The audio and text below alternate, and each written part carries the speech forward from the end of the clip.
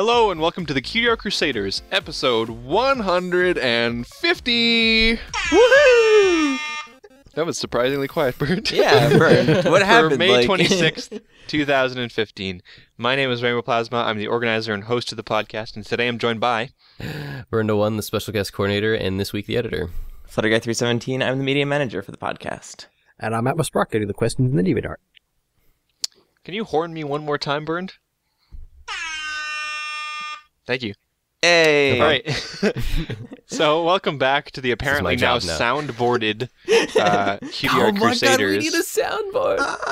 So good. I kind of want a soundboard, but I also kind of don't want a soundboard, because whenever anybody gets a soundboard, it becomes entirely about the soundboard, and then it just ruins it. That'd be such a good April Fool's, though, and just, like, completely soundboard everything. Just like, oh, Burn made a memes! Alright, I'm gonna have to take that away from you. See, this is the thing, right? Like, the soundboard has already lost all of its charm. Okay, so... It's not even a soundboard, it was just one sound, too. Like it was just one meme. Hey, it could be a very small board, okay? The board is his phone. So welcome back, guys. If you are new to the show, because we had some new viewers last week thanks to our awesome interview with a Mr. John Martin Wong. If you're new to the show, thank you for coming back and sticking around. Hope you enjoy our regular show as well as our awesome interviews. We're excited to see that people have enjoyed the episode. Right now it's standing at 3,000 views, which considering the rest of our channel is at like 200 is pretty cool. So, yeah. Woo! Except for Thank you episode to 3. EQD and stuff for passing that around. That was really nice of them. Yeah. Thank you for everyone for sharing it. There's a lot of people, and a lot of our fans too, who are like sharing it in awesome places on like Facebook and other things, Twitter especially. Oh yeah, it's really cool. The Twitter wars. I still like I want to have more people view it still. Like, and it's not. So when I say that, I don't mean from like a perspective of like, oh, I want more people to see our show and we can get more popular or something like that, But like, I legitimately think that interview was really awesome and shed some light on a side of the fandom and a side of the show that we never see before, Like it. I mean, I only realized it when we were like listening back to the episode, but like, dude, we debunked Vinyl's eyes. We talked about Derpy's origins. Like, those are two huge things that have never been confirmed by any animator before, Like, those are massive. And, like, on top of that, all the other stuff that we got to talk to him about. So it's like, from the perspective of, like, I think, people in the fandom would be really interested in seeing it. And I think the reason why they're not is because they don't know about it. So it'd be cool if we could still continue to share that, because I think it's a really...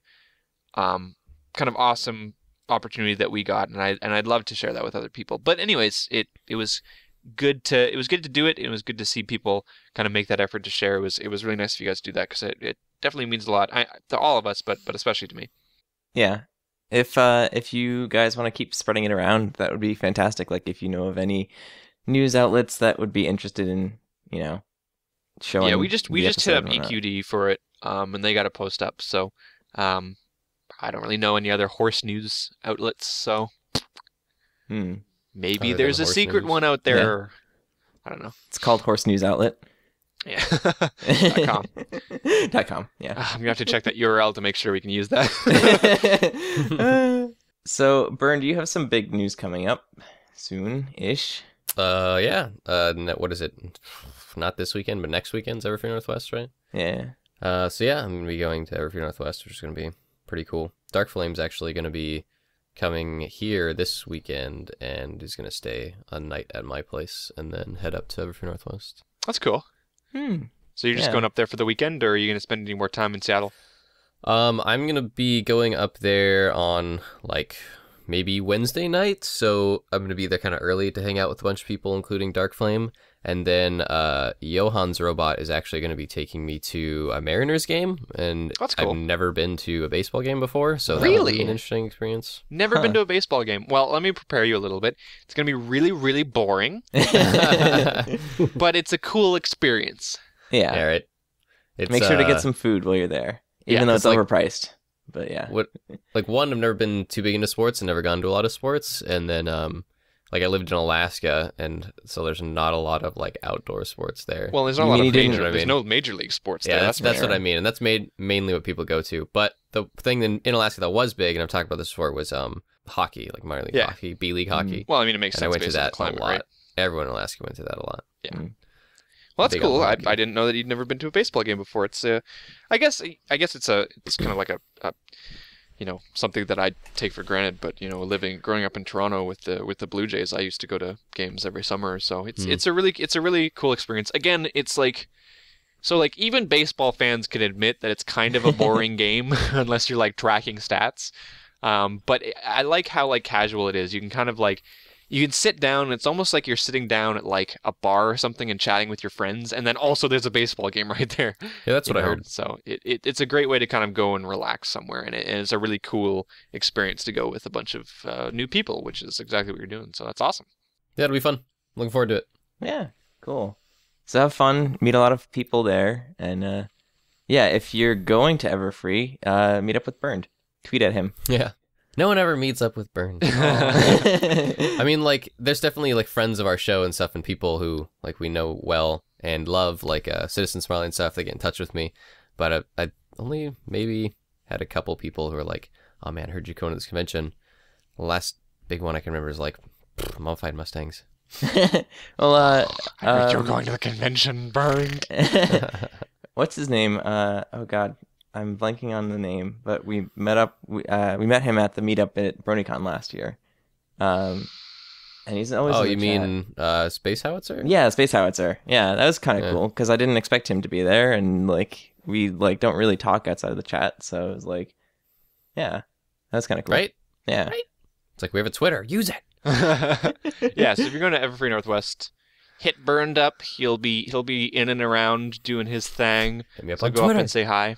I'll tweet you back. Well, if you don't have Twitter, then just go find him at the con. I'm sure it's not a huge con, so I'm Burned, sure you can need find a him. big. It is one of the bigger ones, though. I'd say it's the Yeah. second biggest con in the U.S. Yeah, Yeah. but when I think of like the space of the con, like there's only really like 2 or 3 areas where people congregate. Yeah. I guess that's Still- the same for any con. I think, Burned, that you need a big sign, like an arrow, that's just like pointing to you at all times. I'm that Burned, that here. proud of myself. I'm famous. Someone talk to me. Here you can find Burned. Yep. He's first famous. If you'd like to meet up, I'd love to meet you. Fun stuff. All right, Yeah. cool. Cool. So, speaking of cons, the 3 of us, excluding Joel, sorry, Joel, Or in a pyramid are- scheme. It's a total con. Sorry, Yeah. wrong con. we're coming clean now. Okay, completely sorry. We're filing with the IRS now. You all owe we're going us $5,000. to we're going to BronyCon in August, which is going to be really fun, and I know a lot of other people are going too. So if you're going, you should totally meet up with us. We're going to probably be doing some media stuff and hanging out with people, and may or may not have a panel at some point. We'll talk about So, that like, later. Real classy way to announce that we have a panel at BronyCon. Yeah. We have a panel at BronyCon. We haven't said that yet. That's true. Yeah, I don't think haven't we've said that. realized, but we haven't said it on the show that we have a panel at BronyCon, Yep. which is pretty cool. Which is So we have a panel at BronyCon. yeah. So we don't have the details yet because they all they said to us was that you have been approved for a panel. So Well, we don't know like the we know the time or name of place. it because I submitted the name. Right, but we don't know the For time or the approval. place, which is kind of like the important thing. Yeah. So, But yeah, it's basically if you're going coming to to BronyCon, be you have to come to our panel, or we'll Yeah. find you. before or afterwards or during. Oh God. Oh, that's it. That, We'll that will be just our find panel. them and we'll drag them to the panel. No, That's that is our panel. Our panel is just going around and finding people and dragging them into one room. Into at one BronyCon. room and then locking Also- them inside. I Oh, made God. I made a deal and I didn't tell you guys, but Jada Jinx is apparently having a panel, and she was like, "Oh, she come to my panel," and then I made a deal with her that if we go to hers, she would come to ours. So you can't So I just kind of make already these signed shady you guys up deals. for that. You can't just make these shady It's deals too behind late. our back. I've already signed the paperwork. What if I send a plushie instead? Just like a plushie of you to sit Yeah. there. Yeah. Like a little sign, so like, go Jada Jinx. Yeah, that'd be fine with that. I'll carry your plushie. It's fine. Wow. Wow. I didn't realize our relationship was that serious, Burned. You know, I already have secret plushies of you, so it's fine. Do you? This is news to me. It's a weird podcast. Yeah. All right. It's a really weird podcast. So yeah, we're going to BronyCon. Come to Everfree Northwest. Come to BronyCon. Say hi to us. We're going to be around there. We have a panel at BronyCon. Woo! Yay! And yeah, like Rainbow Plasma said, we don't know too many details about it. We know generally what it's going to be about, and we know the title of it, but we don't know the time, date, etc., etc. So Yeah. Yeah. All right. Let's move on to L'art. L'art. Yes. Okay, so the first French piece... for art. The first piece this week is called Eruption by Jowie Bean, and this is a lovely piece of sunset shimmer, playing the guitar with fans in the background. And it's fantastic. And fire, that too, right? Oh yeah, that too. I really enjoy this. Lots of motion. Yeah. It's a Van Halen cool. reference. It's Howie Bean, man. Is it? It's making Yeah. awesome stuff. I barely know who Van Halen is. Is like one of the best ever guitar solos, and it's called Eruption. Ah. Start of the Oh yeah. I see. Ooh. You would know that if you weren't musical plebs. Wow. I'm fine being a musical pleb. Totally fine with that. I like certain music, and yeah. No, I really like. Also, hi guys, I'm paying attention again. Oh yay! Again? Okay. Yay! Great. Do you want to Welcome talk back. about this piece? Then? Thanks for joining us. Yeah. Oh, you're welcome. I tuned out for like 10 minutes talking about BronyCon. Want to talk about the art piece, Joel? Because Sure. it is Sunset Shimmer, and It she's is Sunset Shimmer, my wife. partially your waifu. So. Our waifu, Ted.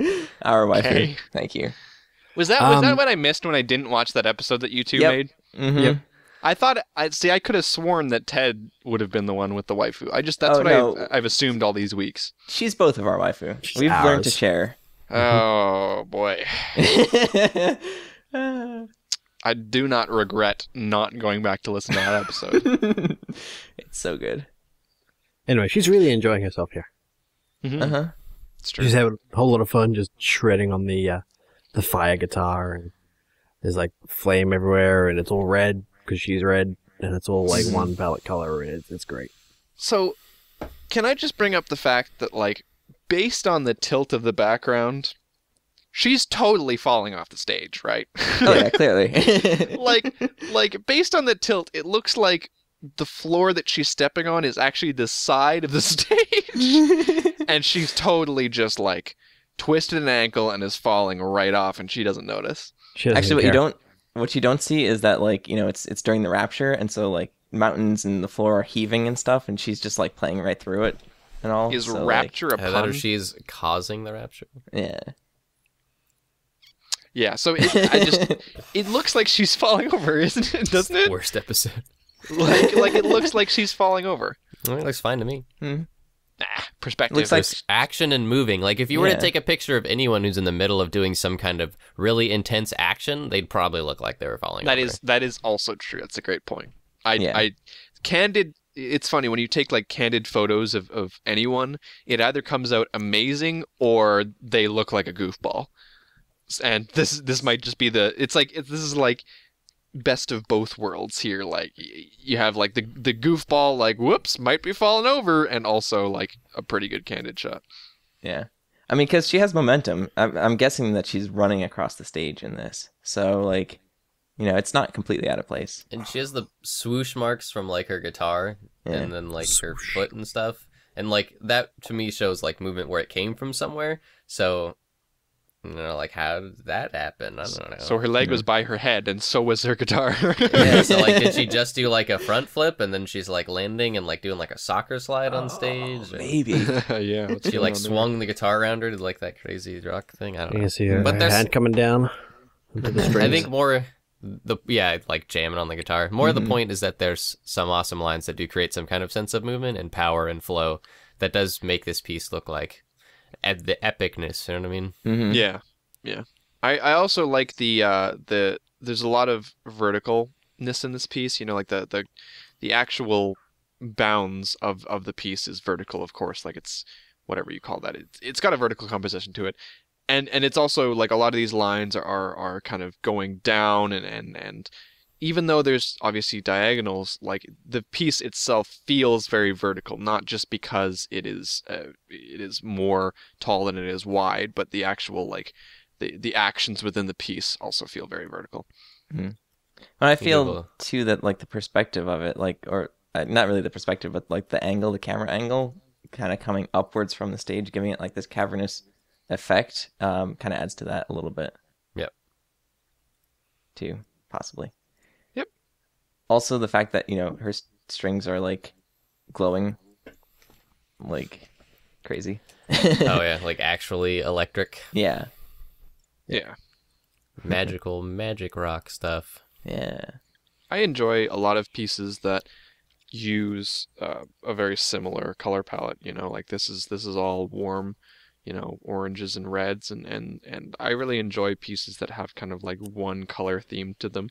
Although there's some blue in the, or whatever that's supposed to be in the guitar, but I enjoy the minimal use of different colors and instead going for like different shades of the same colors.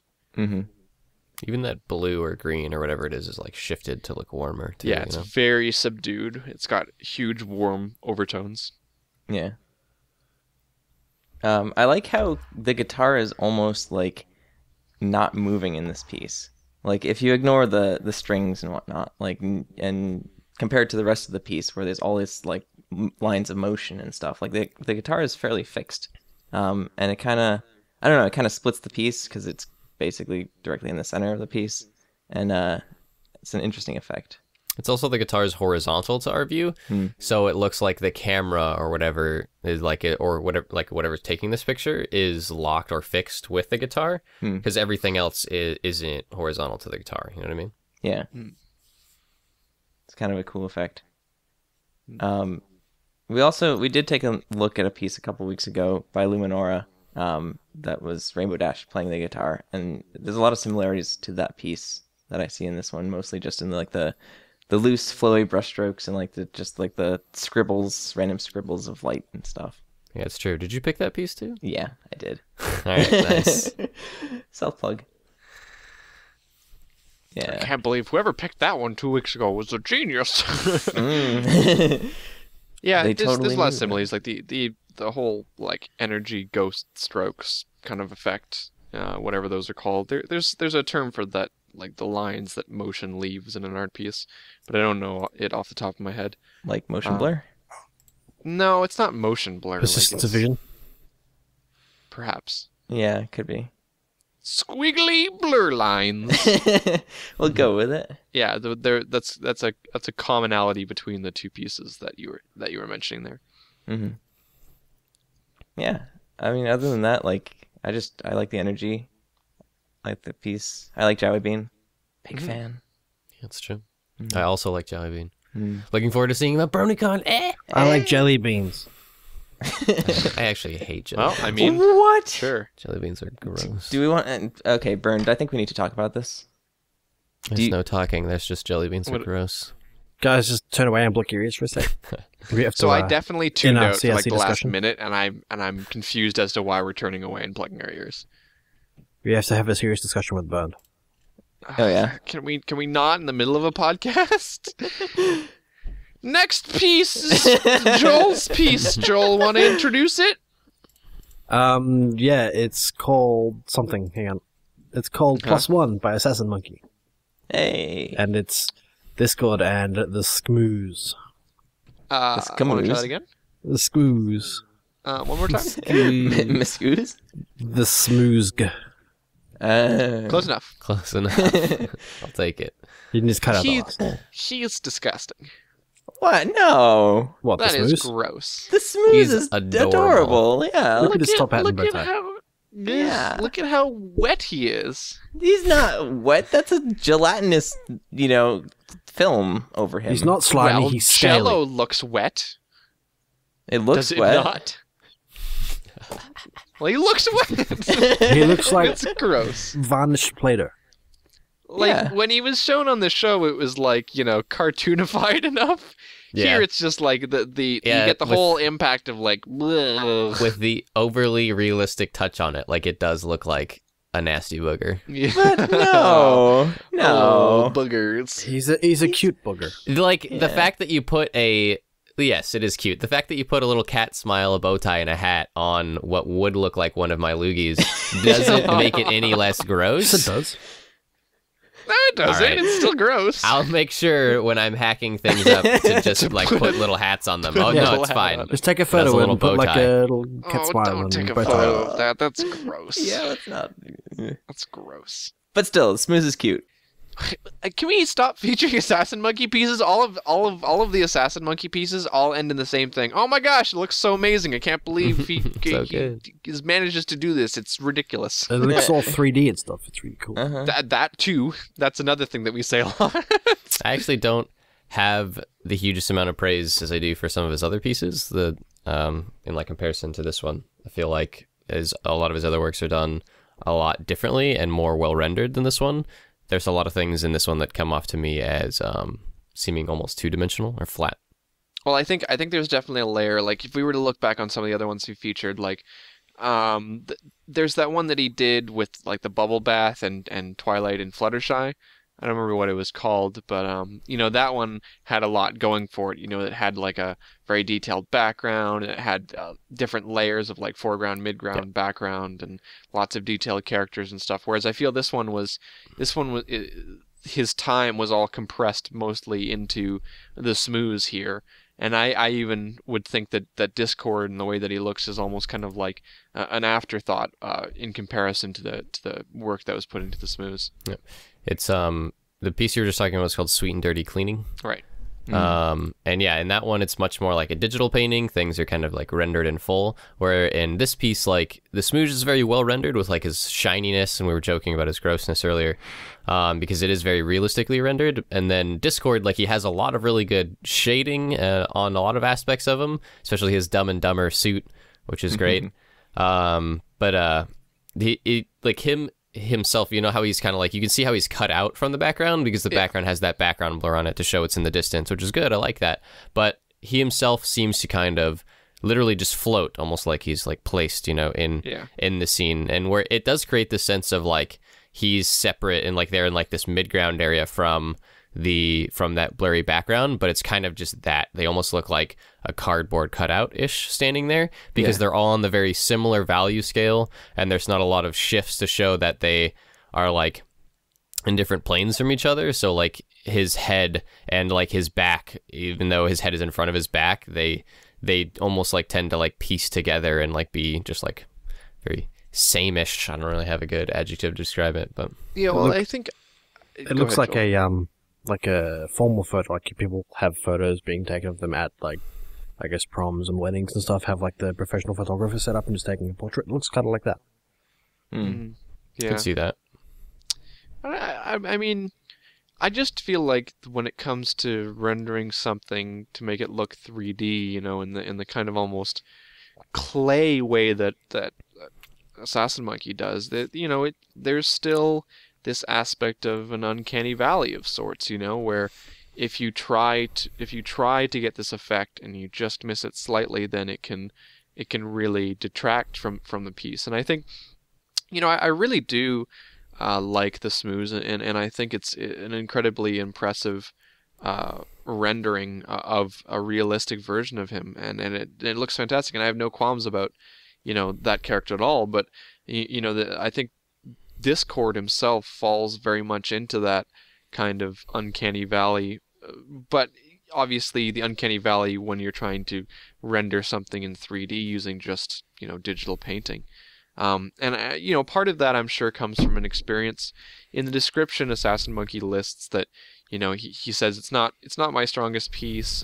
Discord has chaotic shapes, harder to translate to 3D than ponies, and that makes sense to me. He's got a lot of experience doing this kind of new 3D style on ponies, and so I'm not surprised that it was a lot harder to do with Discord. Yeah, imagine. But like I know Assassin Monkey, like if he made this pretty soon after the episode came out, right? Like, he incredibly made this pretty soon. darn quick. Because and like the fact in which he and how fast he made something like this is like a feat within itself. It was the same day. Yeah, like if I feel like if he gave himself another day, he could definitely tackle those problems he was talking about in the description. Like some things like I see, like, you know, notice Discord's hat. You notice how it's all kind of one flattish value, and like there's maybe a couple places where it dips on the side. Yeah. Like that makes what would be a hat that would be like in perspective in the background look like just like a flat little upside down mushroom, right? Or like these arms and a sleeve. Like I love how the what is it, the suit coat is rendered with like the deep shades of orange and like underneath, and then like the dark spot in the sleeve. Like all that's good, but this sleeve in itself, the coat is almost like one solid value on the left, and then it's a little bit brighter on the right. So like even just like the little bit brighter orange on his lower arm, which I guess is his left arm, the arm on the right, is like a different shade of orange than the right, which actually does bring it forward a little bit, but there's not a lot of that everywhere else. Like on his back is one solid shade, and his tail is one solid shade, making them look flat, kind of what I was talking about, even though there is some detail to them. Yeah. I mean, I think this is one of the best renditions you can get for as quickly as he did it, but, you know, I feel like we Assassin Monkey's just... He's breaking new ground in terms of pony art and what he's doing or what he's trying to do, and so, you know, I think that you can definitely forgive him for some missteps along the way, and this is hardly even a misstep, you know. It's just he's still trying to flesh out this 3D, like, ultra realistic kind of look to these characters, and the fact that he's coming this close in less than a day while also rendering something as incredible as the smooths that he has there is pretty impressive. Yeah. Like, the only reason I'm being more critical is because, one, like, I respect him, and two, we've seen, like, really amazing things that he's done and that he's taken, like, a lot of time for and stuff. And all we'd ever do is talk about how good he is now. Yeah, and, like, that's the thing, is, like, we've given him a lot of due praise, and so, like, I'm trying to give him something maybe a little bit more useful. Yeah, that Assassin Monkey, you suck. Now next week we can go back to praising you. Yeah, exactly. Gotta keep the, you know, it's like courting someone. You gotta keep it fresh. Keep him on his toes. Yeah, we love you. We hate you. We love you. Are you courting Assassin Monkey? Wow. He's actually going to be going to BronyCon, so I have to get my courting in now, so I'm ahead of the game when we see him. Oh, right, yeah. Joke's on you. Have been sending him flirtatious messages all this time. Wow. All right. Shall we move on to the next piece? I just wanted to say something. Like, I really do like the kind of the scene that's set up in this, just because it does kind of look very unnatural, and I think it kind of reminds me of like a stop motion kind of almost claymation, but like more so maybe like with toys, or like posable toys or whatever. Just because like the characters do kind of sit on their own planes against the background, and I don't know, it's an interesting thing for me. Like I agree, Bernd, that, you know, there's a lot of places that could be kind of improved upon, but I do like the whole overall layout of the scene and what he tried to do. So yeah, we take Assassin Monkey down a notch and then bring him back up. Dad, it wasn't in the plan to bring him back up this week. That was for next week. That was next week. Oh, sorry, Assassin Monkey, you suck. All right, let's move on to the next piece. Burned. Oh, that's me. Look at that. So the piece I chose for this week was it's called Comfort by Verastipur. And yeah, I really enjoy this one. The reason why I chose to feature it is because I really like Verastipur, and like what he's done for a lot of communities, but I'm on like, how do I put this? I'm on like a love-hate relationship with his art. Like I see some of his art and it's like, maybe it's a little too horsey or equine realistic for me. And then I see something like this and I really, really enjoy it. I really like this style that he's going for here. I enjoy how he's rendered the characters. I like the color. I like kind of the, I don't know, just like the outline and color style that he's gone for. And things aren't like too horsey to kind of turn me away from the style. And it's good. I like it. I feel like it's a strong improvement in like the work that he's attempting to make, and yeah, I feel like it deserved a feature. Yeah, I mean, there's definitely, when I view Verastipur's art, there's a lot of me that kind of just isn't inclined towards it from like a personal perspective. I don't think that he's a bad artist at all, you know. I think he's a great artist, but there's styles that you enjoy a little bit more than others. And what really stuck out to me on this piece was that I found that it was a lot easier to get to view this piece and not see it as kind of like, his normal style, which I'm not the hugest fan of. So it seems to be kind of like, in a way, branching off from what he might normally do, or perhaps it's an improvement. I don't really know. But I definitely do know that this is a really good piece, and I enjoy it a lot, even though his style isn't something that I necessarily would always enjoy. I think this is very well done. I really like the way that he drew hair in this piece, especially in Rainbow Dash's mane, because there's a lot of like these poofy strands, like these big poofy strands, and I don't know, it's cute. I like it. Yeah, hair is such an interesting thing to render in digital art, isn't it? Like, it's you really can't, unless you're really, really good at it, try to render every single strand in hair, because it's just going to come out and look weird in a way. When we view someone, and like when we look at someone IRL, like, our brain doesn't, it's not, there's a level of detail that's present with everything, right? And I think what artists tend to mix up is they'll make the hair really, really, really, really, really detailed, like each individual strand, and then everything else will be kind of cartoony, where it won't have as much detail. And there's kind of like a jarring aspect to that, because you don't have matching levels of detail. Or you can go the MLP way and just have it one big block of different colored hair, but where you can't see any strands. And then there's this like really big gray middle ground where, sometimes strands happen, and sometimes chunks of hair have definition. Like in this case, it's almost like chunks of hair have definition, so you can see the shape of the hair in general without seeing the actual hairs. Hair in digital art, it's so fascinating in the different ways that you can do it, and the different impacts that those ways have on viewing a piece. And it's interesting to see different artists' take on it too, and like the completely different styles. Like in Fluttershy's tail, you can see there's almost more of a geometric design going on, where you have these angles, kind of more drastic angles, and it's just interesting. I don't know. There's a lot of different, like you said, there's a lot of different ways to do it. Yeah. In this case, I find, and this is becoming more and more common, that you have again those points of definition in the hair. Like in Rainbow Dash's hair, you can see like parts where it lumps up and parts where it folds over itself, and then near the ends you'll have individual strands, or like if strands are falling away from the general placement of the hair, like Fluttershy's one long strand coming in front of her nose, then that tends to be more defined. But I like the concept of molding hair realistically without showing the strands, and that's what this hair kind of does, and I like that. Less is more. Yeah. I do like the coloring in this piece too. Yep. I mean, it's blue. The back, it's blue. But Fluttershy like really stands out, and it's not like her normal yellow shade. Like she's kind of a more deeper yellow, I feel. Right. Yeah. Like her value and like hue of yellow goes well with like the value and hue of the blue in the background, right? So like that was another critique of some of few Rastifer's other artworks, is that they were like really brightly colored in some areas, and like the colors kind of like conflicted or contrasted in ways that I didn't enjoy. But in this one, it's a lot more subtle, because it's basically just like the strongest tones in this are blue, yellow, and pink, and everything else is kind of subtle, right?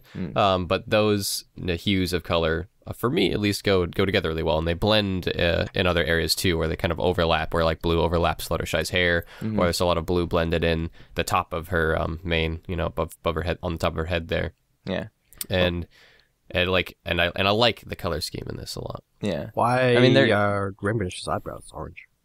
Well, they're like reddish orange. Yeah. Both of the characters' eyebrows have colors from their hair. Like I guess Fluttershy's is pink too, huh?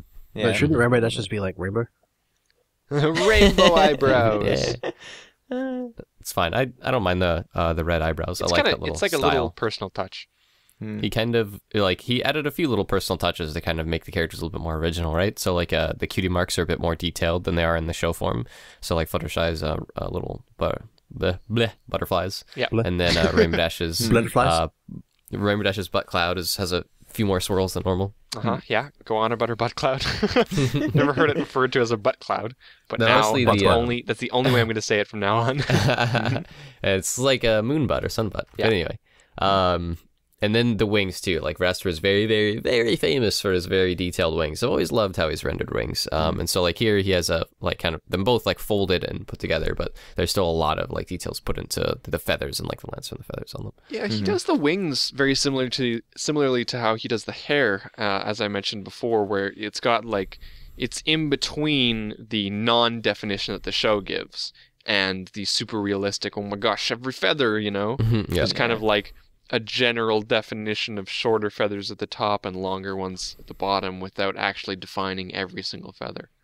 Like I feel like he's found a happy medium here. Like I really like just this piece in particular. I'd love to see him do more things like similar with this, with like the colors very on the same page with each other, and then like the style of the characters in a way that like I can enjoy. You know? I don't know. Yeah. Sorry, I was yawning. Wow. Rude. Tired. It's been a long day. Yeah. He's got a very, very heavy vignette along the bottom. It's like a blue vignette. And it's interesting because usually it's not as big. Like vignettes are usually right around the corners, subtle and sometimes not subtle, but it doesn't encroach quite as far as it seems to come up all the way up to Rainbow Dash's wings and Fluttershy's butt and all of that. And that's like quite far into the piece to have a vignette. And the other interesting thing is that it seems to just be present along the bottom, or perhaps the light at the top is pushing back the vignette in a way. I don't think it's really supposed to be a vignette. I think the characters are more supposed to be translucent and kind of fading back. It's meant to be like a very sad piece, like dealing with loss, I guess. That's an interesting perspective. Yeah, that's what it says in the description. So yeah, I guess it makes sense because you can see the whatever those sparkles. I'm going to call them stars. Even if they're not, you can see the stars through the characters. So that does make a lot of sense. I don't see it as translucent or the stars through the characters. I see them as over the top of the characters. So like you can see the sparkles as whatever you want, really. It's very ambiguous, but I mean, it could be seen as snow because it was turning into winter in this episode. And then that what would be a vignette, or that blue that is over the characters on the bottom, still feels like it's placed over the characters, like because you can see parts of where the clouds are like actually overlapping the character, and they're both sitting on this clouds together, right? And there's parts of that seems like it goes over them rather than like you can see it through them. But I can still see how you could see that they are receding into the background in a way. And whether you want to see that as transparent or how I see it, and that it's actually like overlapped. It's, just how would you like to see it? But. Yeah. Okay, my piece. So the very last piece, which has a completely different feel from the last one, is called Main Swap, Maud and Pinky by Little Ivy 25, otherwise known as Brayburned. And so this is part of a series where he's been swapping the mains of a couple of notable characters and their siblings. And I've been a huge fan of the other ones, both the Applejack Big Mac one and the Twilight Shining Armor one. But this one in particular stood out because it just had a lot of fantastic expression work, which of course is something that Brayburned and is just like the best at, like I don't know how to describe it, but he has just an incredible set of facial expressions that he can make a character exhibit, and I enjoy his facial expressions more than any other artist's facial expressions. He is my favorite artist for facial expressions. What about Gray Stripes 64? Yeah, but she stopped making ponies, so. Aww.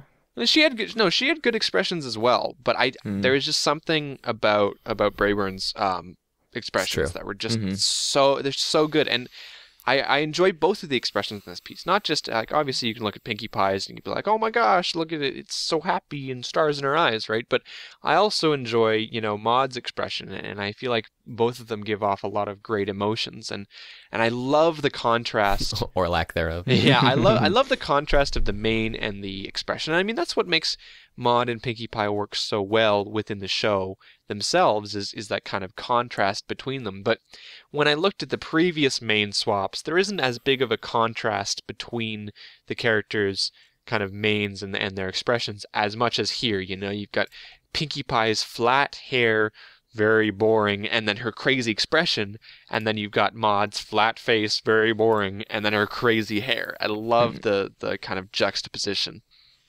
Well, I think it kind of goes along with, you know, the personality of the characters, because Maud and Pinkie Pie are so very different from each other, and you know, their mains and I guess the rest of their character traits kind of go with that personality. And when you swap things like that around, it, you know, it seems out of place a little bit, but fantastically done.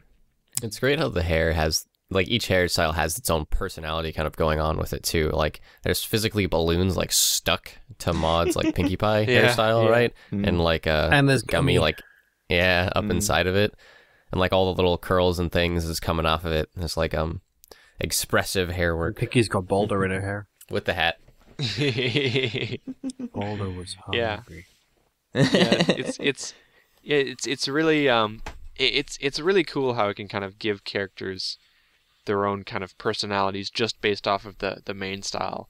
I really enjoy too how the emotions of this piece are not just exhibited via the facial expressions or the hairstyles, but also, you know, Brayburn is fantastic at doing like body poses as well in order to convey a certain sense of energy, right? So, you know, I can tell that Pinkie Pie is excited not just because of her eyes and her face, but also because of her pose too. You know, she's got her butt way up in the air, waggling it around, and it's like she got so excited she just couldn't she just went crazy, and you can tell how excited she is, and you can see Maud's got a very stoic frame to her, but she's almost leaning slightly away, like what are you doing, kind of thing. Like there's very subtle things that Brayburn is just an expert at, and that's why these kind of pieces like get me going so much. Like I love them so much because you've got expression, you've got so much expression in this piece, and it's present in the body language, it's present in the hair, and it's present in the facial expressions. Yeah, and the surroundings too. It's a party. Yeah, with the balloons. I mean, yeah, but partly the surroundings as well. It's funny you mentioned the balloons and the hair burned because I didn't even notice that. so that was really good. But yeah, like, you know, I think he's very well known for doing character work, like he does characters very well. Backgrounds, you know, not to say this is a bad background or whatever, but like you can see that the obvious focus on this piece is on the characters, not the backgrounds, right? Like there's enough in the background though that you can tell that we're in Sugar Cube Corner. Right, and like it's enough to kind of get by. The confetti and streamers. And cookies. So, not on expression, but something that I noticed in this piece is the lighting. It was something I was going to mention in the Rastaper piece that we just featured, is that it was very central, like spotlighted. The lighting was on the center. This piece has something almost similar going on, but Brayburn loves to put like lighting on the sides of his piece, and sometimes he likes to do complementary lighting. Like he'll put a yellow light on one side and a blue light on the other side, and he'll kind of do something like that. He's talked about that before, like on video. Yeah. But in this piece, he has a bright yellow on both sides of the characters, so just like outside of the character's frame, right? And you can see that yellow reflecting onto Maud and also onto Pinkie Pie on like the sides that are away from the corners of the piece, right? And then in the center, there isn't really like a bright highlight or anything. There's just kind of but they're still like illuminated. And then the shading is how the characters are both shaded seems to be coming from the center of the piece. Like there's a light bulb or something above them, right? And then that's kind of how they're shaded. Maud is shaded again from top down, and there's kind of like the light source on the right hand side of her, where Pinkie Pie again is shaded from the top down, but it looks like the light source is kind of on the left hand side of her. Yeah. It's almost like there's a very bright ambient light or diffused light from the center, basically like from where the viewer is, and then there's these very directed spotlights on the characters themselves. Yeah, that yellow, or even it could even be reflected light from the yellow walls of Sugar Cucumber. But I like the choice of putting yellow on the outside of the characters because it does fit in very much with like the background and stuff around them, and it makes them more cute. There's yeah, like obviously, and then there's the like you said, diffuse light. That's good. Thank you. Yeah, I'd recently learned what diffuse light versus like hard light is recently. Yeah. I think something that is really cool to me, that Brayburn does is I feel like he gets the characters' personalities really right a lot of the times, like through their expressions and their body language, and through everything that he does in the piece. Like there are some pieces that I look at that contain, characters that we know very well, like, characters from the main six. And then, it's just like, oh, they're in this piece, but it doesn't really feel like it's them, Like there's a certain disconnect there where it's just like, it's a pony and we know it's her because of the visuals, right? But you don't get the feeling that it could actually be the character. Whereas I feel like what I've realized through this series of this main swap series is each time you can see the characters' personalities coming out through the piece. Yeah. And as you look back on its other pieces, we featured one a while ago, which was Luna and Fluttershy, and Luna wearing a Fluttershy costume, and the way that that piece is called the Pink One Head Mini, by the way. Right. Yeah. And in that one as well, as I'm looking back on his previous pieces, it's a consistent theme that he seems to bring out personalities in characters very well, and he seems to depict those very, very well. Yeah, he sticks a lot to the characters themselves and their personalities and stuff, and really makes it show. Mm-hmm. And there's something I noticed. We were talking about eyebrows in Rastiper's piece again, where it had like the very realistic, almost like hair colored eyebrows. Brayburn or Little Ivy really likes to use the detached eyebrows, the very cartoony eyebrows that don't really follow those physics or rules, right? Yeah. So like we can see Pinkie Pie's eyebrows through her hair, and like I'm looking at a piece from More by him of Spike, and the eyebrows are like up above his head. And then even in the Pink One Had Many one that we featured way back when, Luna's eyebrows again are like floating up above her head, like in her hair. And so like that's a very cartoon way to approach eyebrows to help show emotion regardless of what's in front of them. And like I like that choice. It's very, very key to him. He enjoys it too. So. Yeah, because if they were under the hair, they'd be hidden, and it adds kind of more excitement to the piece. Yeah, you'd lose a part of the expression and the emotions that it's supposed to be giving off. Yeah, and it looks like he plays with that too. Like he's definitely like knows that choice that he's making. So like in his little avatar for his DeviantArt picture, like you can see it's realistically done. The eyebrows are underneath his character's hair. Cool. All right, well that is our art for this week, unless anybody else has anything else to say. But yeah, so let's move on to the questions. Okay, I guess that's on me, right? That is on you. Am I still real quiet? Yeah. You're a bit quiet, but just get up on that microphone, make it your best friend. We'll make do. Okay, so I got 2 questions this week. Whoa. There you go. First one is by Anonymous. If you can time travel with only one person, who would you choose, and when, where, why would you go? This is like 4 questions in one. Yeah. So if you could time travel with only one person. So yeah, just think of like one time travel trip. Like where would you go? When would you go? Who would you bring? Right? So maybe I'm going to flip this around a little bit and say, like, think about when and where you'd go, and then after you've come up with that, think of like who would you want to go with, given where you're going. Well, I know who I would go with, but I don't know where. Okay. So I like the time I live in. Time travel to 5 minutes ago and just hang out with that person. So like I would time travel to sometime cool. Like I don't know. I like this point in history. Who would you time travel with? But the person I'd time travel with is my friend Chad Coutier. Because 1, he's one of my best friends, and 2, he's buff as hell. So if we get into any trouble, at any point in time, so to speak, I know he could punch said trouble in the face And he can protect me, the smaller, meager man. So definitely chat. I kind of want to say sometime in the future, and I would bring Nathan Fillion because he Completely unrelated to where you're going, huh? Yeah. Well, I mean, obviously we'd be on Firefly. On Serenity, and this has turned from a time travel thing into a fan fiction.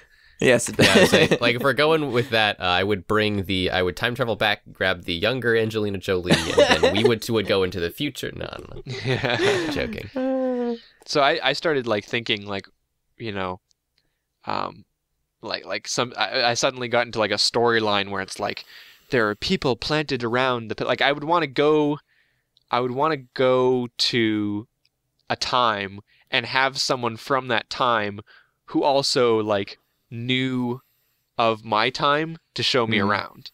Like I was thinking like, did you guys ever read the Pendragon books? No. It's been a while. I think I read them. So like in Pendragon, there's different kind of like universes that you can travel to, and there's these characters called the Travelers, and the Travelers are people from these worlds who are the only people to travel back and forth between the worlds, and so they are like aware of like all the different customs and stuff between the worlds. So like it'd be cool to kind of like, let's say, I'm just throwing out a thing here, but like, you know, like back like Assassin's Creed 2 Italy, right? But have someone from Italy kind of like show me around who is like familiar not only with their customs of that time so they could show me around properly, but also wasn't too shocked by like the customs of my time. So like a historian almost. But yeah, like a fun historian. kind of. Yeah, it's almost like I would send someone. It's like I would rather send someone back in time for like 5 to 10 years and then go back. Yeah, you know, so that they're like all acclimatized to it and they can show me around.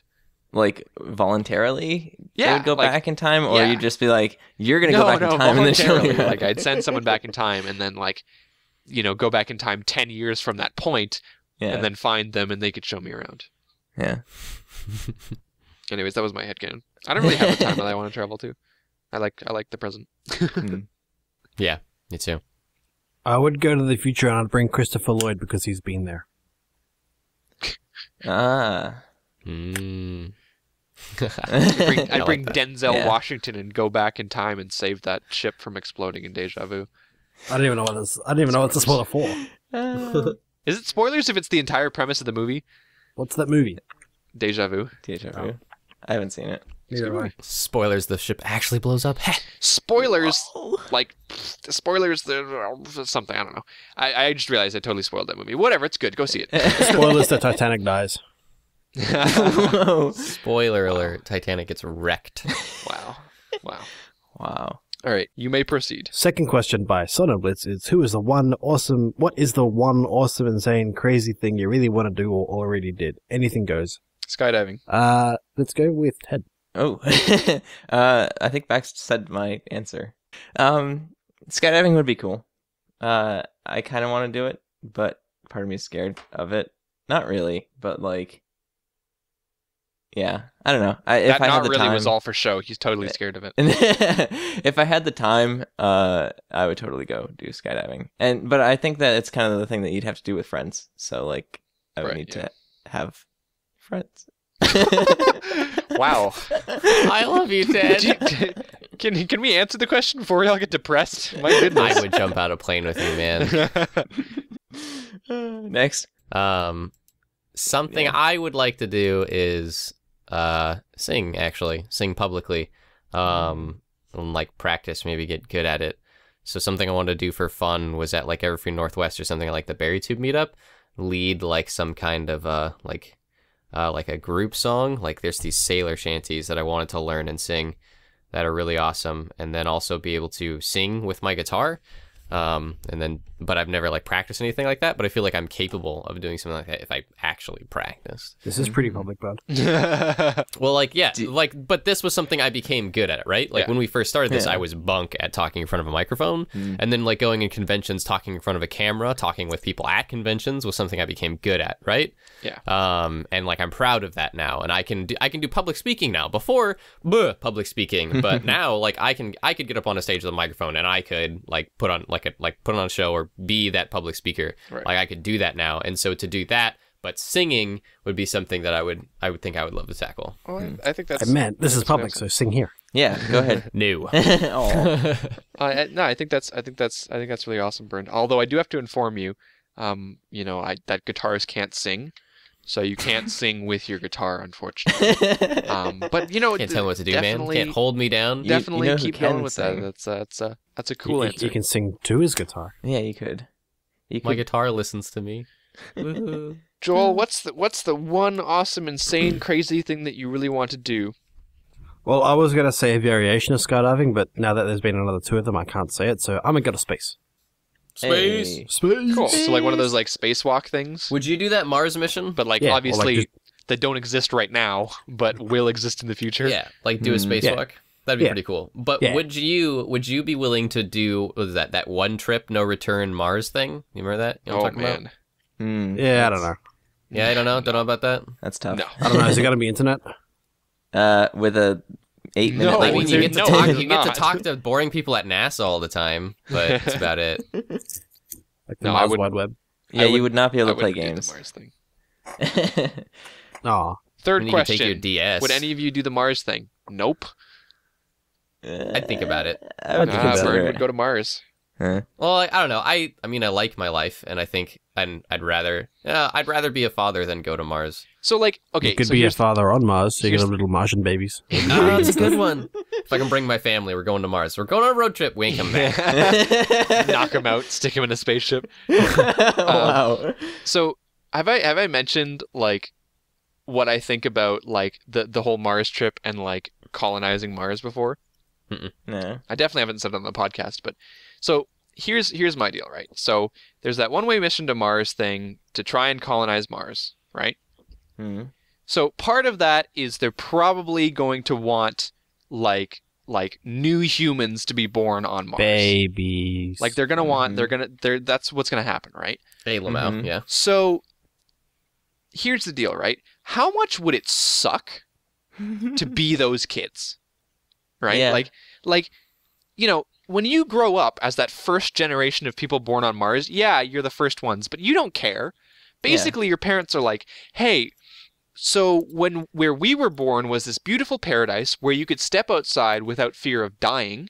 Yeah, but that's still a subjective question. Like, being born on Mars, it's still, like, I could say that's pretty cool, but being born there is just, like comparing it to being born in, like, a third world country in the middle of a war or something, right? It's like, you can't control where you're born, and yeah, it would suck to be a kid who's born on Mars, but you have a life given to you, and like you kind of gotta. Yeah, but live like with your it. I parents are don't going to be know. telling you stories of this like world back home where it's like, oh yeah, we had these beautiful things like trees, kind of like the indoor trees, except not as crappy. And like, like there was all of this beach. like fresh flowing water and beach, and like the sunlight wasn't like regulated on the inside, and you can go outside, and there was wind and all this stuff. Like I can just imagine, as parents, you'd probably want to tell those stories, and then as a kid, you'd probably just sit there and be like, so why'd you leave? Yeah.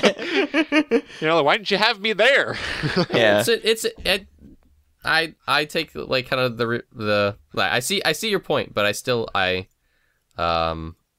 see the better side of it. I don't know. I don't know how to put that. I'd imagine too that like it's the first trip out there is going to be like one way and that's it. You're not coming back home. But like they're not going to just stop there. I'm sure that they'll send more people and eventually have like return trips. So like yeah, you might like spend the first few years of your life on Mars, but you could probably within those get back. visitors' lifetime though is within the question, and then the other question arrives within the children's lifetime if they have to procreate. Yeah. Anyways, I think it would. I think it would suck to be the first children on Mars. Yeah. And the other thing is too, right? Like, so we are acclimatized to a certain level of gravity, right? So they would have to have some sort of artificial gravity on Mars, because otherwise, like, what is it? The gravity is like 0.7 on Mars, something like that. That's 70% of Earth's gravity, right? Like, if you come back to Earth, like if you come back to Earth, like it's going to be very difficult. If not, like I don't know the exact science of it, but there are certain, like if you grew up on a planet with like half of the Earth's gravity, you couldn't physically come to Earth because it would like crush you to be here, Yeah, it'd be a lot harder and strain on you. I'm curious if the human body could hold up, especially like how children would grow in like a reduced gravity because setting. children would develop differently in a reduced gravity setting, right? So yeah, they would, and like the human body's meant to grow on an Earth gravity like setting. So Yeah. I'm curious if it would cause malformation or something. This is getting a little too deep for our horse art show. Like imagine growing up and being a teenager and being like, oh man, I wish I can see that. No, but no, I wait, don't let me finish. Let me finish. Ah. So like you're growing up and you're like, oh man, I wish I could go to Earth. And then you grow up and it's like, oh, you're 40 or 50 years old and Earth is sending a shuttle that will bring people to Mars and bring people back if they want to go, right? And so you're like, yeah, I've waited my entire life. Let's go back to Earth. And you get to Earth and you're like, I can't physically stand. Yeah. I think the problem is mainly muscle mass. So like on the year-long trip back to Earth, you could like run on a treadmill for like 80% of that time and build up muscle mass in your legs and stuff, which is what astronauts do. Well, yes and no, right? But like you'd have to have artificial gravity on the ship to do that, right? Not necessarily. Well, astronauts run, 2 hours a day on a treadmill? Yeah. Yeah, I forget how they do it. I've never seen a space treadmill. Really? Really? No, It's I've called the never seen Colbert, actually. Yeah, it is. It really is. It's What kind of they fun. have something that holds them down, don't they? Like springs or Yeah, ropes or there's something? like harnesses and stuff. But yeah, so Elon Musk or Richard Branson, if you're listening to this, Joel wants a spacewalk. Do it. Yeah, Make it happen. Don't take me. Don't Get take us me to up. Mars. I don't want to go. I'm fine on Earth, thanks. Also, can you send me a Tesla? All right, plugs. Okay, so we have a few things for plugs. I put them down here so I don't forget them. We have a Picado stream, which is really hard to say because the URL is about 50 million characters long. So Google us, Cutie Art Crusaders at Picado. cutieartcrusaders.deviantart.com is our DeviantArt page. Go there for stuff. youtube.com/cutieartcrusaders is where you can find all of these episodes after they've been premiered. cutieartcrusaders.tumblr.com is the Tumblr, which I don't know if it still gets used. Facebook.com/cutieartcrusaders for us on Facebook, and at cutieartcrusade for us on Twitter. Okay. Well, does anybody else have any other notes before we go? Spoilercast after this. All right. Cool. Go to Mars. Thank you guys for watching. Whether or not you guys are on Picardo or on YouTube Or Mars. or on Mars, we love you all the same. JK. I hate Mars people. Wow. Wow. My name is Rainbow Plasma, My name's Burn. I'm Photoguy317. And I'm Martian Spark. and we'll see you guys next week. Once I start getting babies born on other planets, you're going to have to start adding the planet of origin to that hospital. No. I'm pretty sure not in our lifetimes. Hey, 150! Is that an app on your phone? Yes. You should be ashamed.